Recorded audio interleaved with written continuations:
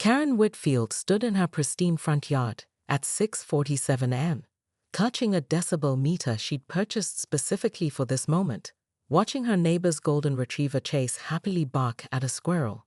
The meter read 73 decibels. She smiled with grim satisfaction and snapped a photo of the display, then immediately speed-dialed the HOA hotline. "This is an emergency," she announced to the sleepy voice that answered. "The Henderson dog is creating a public nuisance at unsafe noise levels. I have documentation." What Karen didn't notice was that her own voice, amplified by her excitement, was registering 78 decibels on the forgotten meter still clutched in her hand. Mrs. Chen, the early morning jogger passing by, raised an eyebrow at Karen's theatrical performance and made a mental note. The absurdity reached its peak when Chase, apparently sensing Karen's intense stare, trotted over to the fence and dropped his tennis ball at her feet, tail wagging expectantly. Karen shrieked and jumped backward, landing squarely in her prize-winning petunias. "See? Aggressive behavior," she shouted into her phone. Dirt smudged across her cream-colored cardigan. By noon, Karen had filed formal complaints with the HOA board, the city's noise ordinance department, and somehow convinced herself that animal control needed to be involved. She spent her lunch break crafting a 17-page document titled "The Systematic Degradation of Property Values Through Canine Negligence," complete with charts showing the correlation between dog barking and declining neighborhood aesthetics. Her husband Gary found her at the kitchen table, surrounded by printed emails and highlighters, furiously typing on her laptop. "Karen, honey, maybe we should." "Don't honey me, Gary. This is about property values. This is about respect. This is about the social contract we all signed when we moved to Willowbrook Estates." Gary picked up one of her printed emails, a response from animal control explaining that barking during daylight hours wasn't a violation unless it exceeded specific duration and frequency thresholds.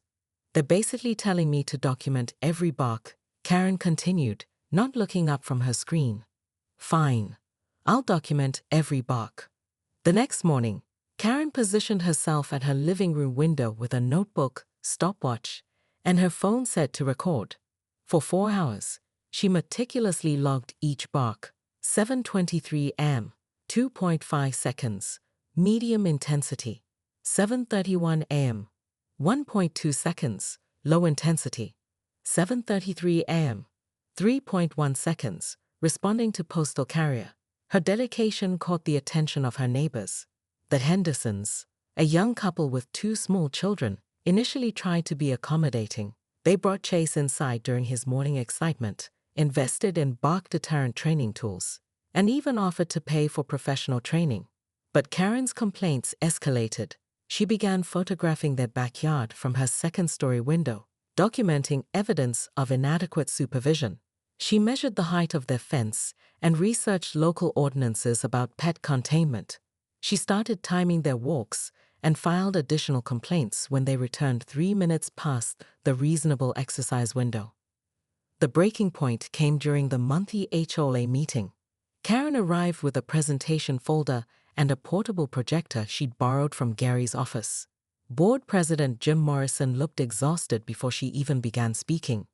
"Ladies and gentlemen, I present the case against irresponsible pet ownership," Karen announced, clicking to her first slide.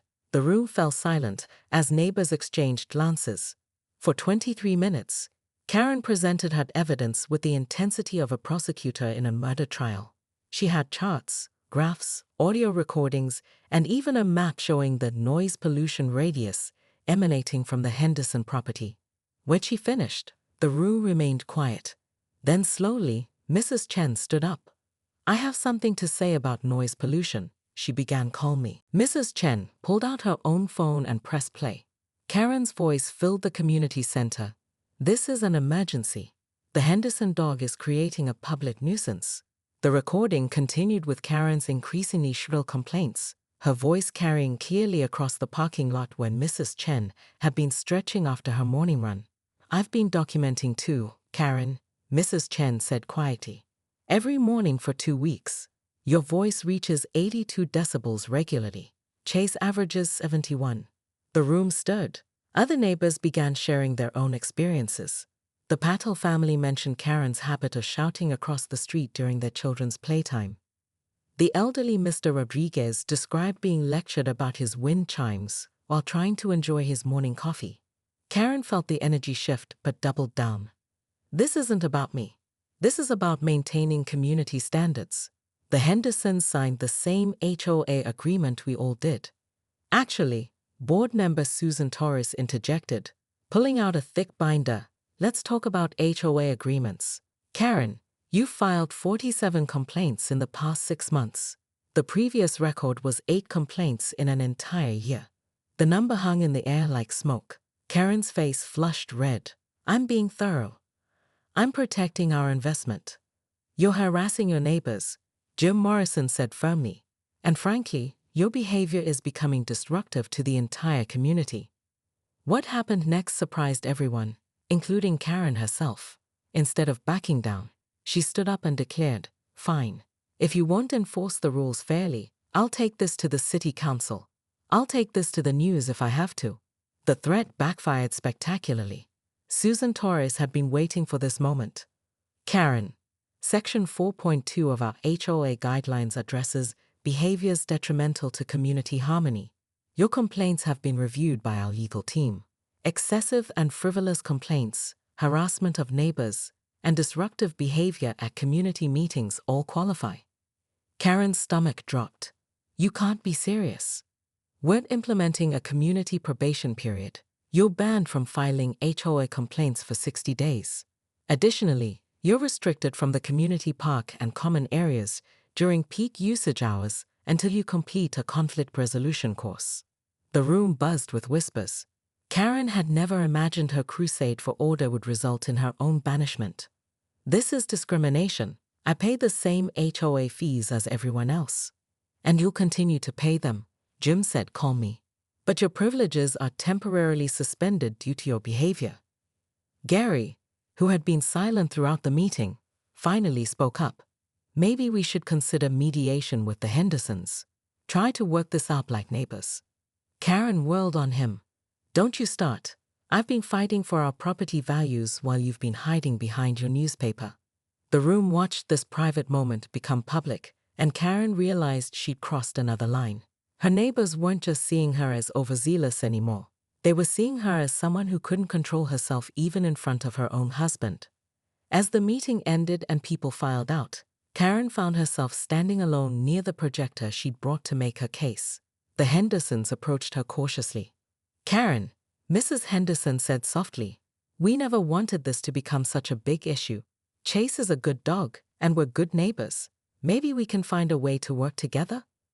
For a moment, Karen's rigid facade cracked.